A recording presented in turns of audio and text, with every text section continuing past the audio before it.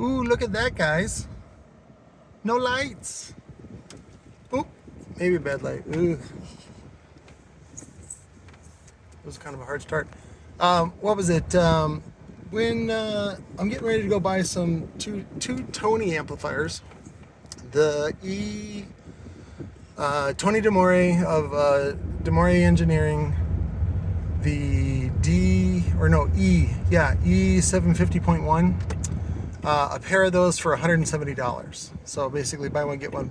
He's saying that they're new, but they look a little dusty, and so never just buy an amplifier like just at their word. It's just, it'll save you a lot of time. So I bring a little, it's only 8 amp hour 12 volt battery. It's a sealed lead acid one. I got like a pallet of them from the audio legend Curtis Navarro, and so I use that with a little jumper wire, and that gives me my 12 volts, and so I can test the amplifier for it to turn on. And then I bring, sometimes I would keep it like just a shitty speaker, like whatever, you know, funky pup type of woofer in the trunk for the low. But I got the JL, or it's not a JL, it's my ode to the W7 10-inch in the trunk. No box, and I got my Rockford Fosgate perfect interface to OSC2 to use as signal. You can also use your phone if you have like a headphone jack, but basically that gives you everything, which is signal, power, and a load, and that you can test all kinds of stuff with that. But I also bring a metric hex key set, a little drill with a extended 6-inch number 2 Phillips bit on it, and then the adjustment screwdriver that I get them for like $1 from Micro Alarm whenever I order stuff, and I just keep them in a little secret stash, and people seem to like them because they grow legs and walk on out, and then I just pull some more out and use them. I have them all over at every workstation. But yeah, and this guy, he at first he wanted, I forget how much, and then he was like, I paid $400 each for the. I'm like, dude, Tony is selling these for $180 each on his website, brand new. And I said, I'll do, $160, and he's like, come on, man, $180. And I go, tell you what, I'll meet you in the middle at $170. And he's like, no. And I go, all right, don't worry about it. So then I just did the what is it called? It's not takeaway. Yeah, it's a takeaway. You take away the deal. Well, it wasn't really a takeaway deal. It was just sort of like, I'm not interested. And this guy was saying that he was selling them. He's like, I need the money. And I'm like, okay, well, if you need money, here's an offer.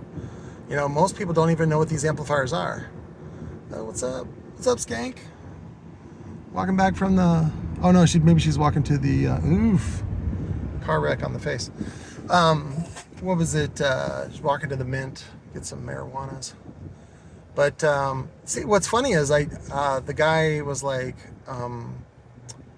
I can meet at the QT down here at Southern and Gilbert. And I was like, oh, I'm just down the street. I said, just come down to me and I can test them here. And he's like, no. And so some of that may be that, the amps aren't what he says they are.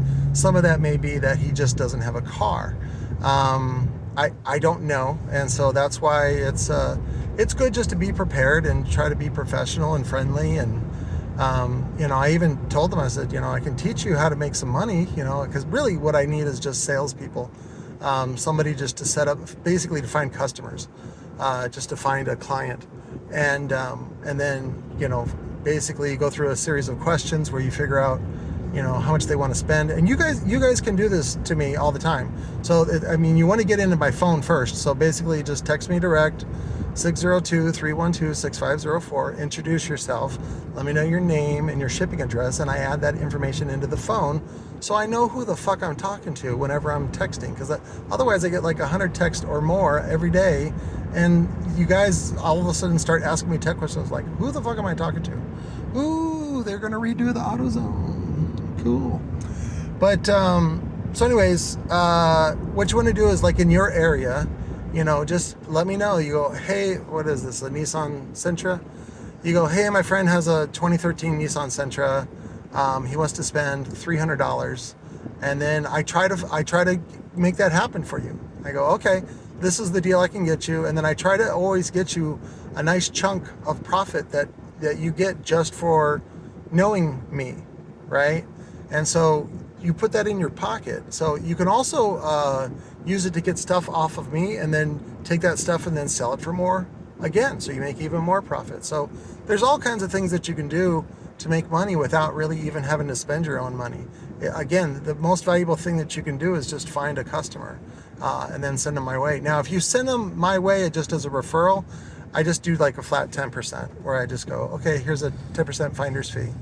But I'd rather have you guys out there, like, especially if you know enough to find my channel, like if you know enough car audio, and you know, well, especially if you know how to do installs. If you know how to do installs, then you're as good as the fucking shop, because a lot of you would take a job at a shop if it paid decent, but most of them don't pay decent, and then they work you to death, and it fucking sucks. So that's why it's better just to work from home and do your own thing. And again, that's one of the reasons why I encourage you guys, like what the church recommends, which is if we can get you making $1,000 to $1,500 a week cash at home, that's where you should be. That way you don't have to pay for childcare. You can stay at home with your kids.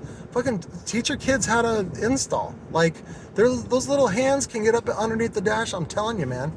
And they'll feel, you know, I mean, don't be like my dad and like yell at me and throw stuff at me. But, like, you know, when kids can help, they feel valuable, and they feel like part of your lives. And I wish I could go back and do things different, but that's the opportunity that I have when I have my own kids, and then also I got you kids. So, and I spent this morning working with a bunch of boys. They were very young men that were helping unload the shipping container, and they just did not know what to do.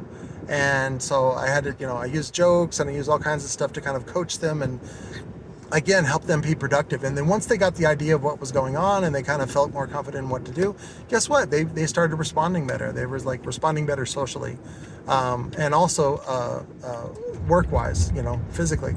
And yeah, we actually got the container done under time. So I think it was under 2 hours, which is really good because a lot of the stuff was hand-packed on top of the pallets. But I'll give you an update. What's the day? Tomorrow's Friday.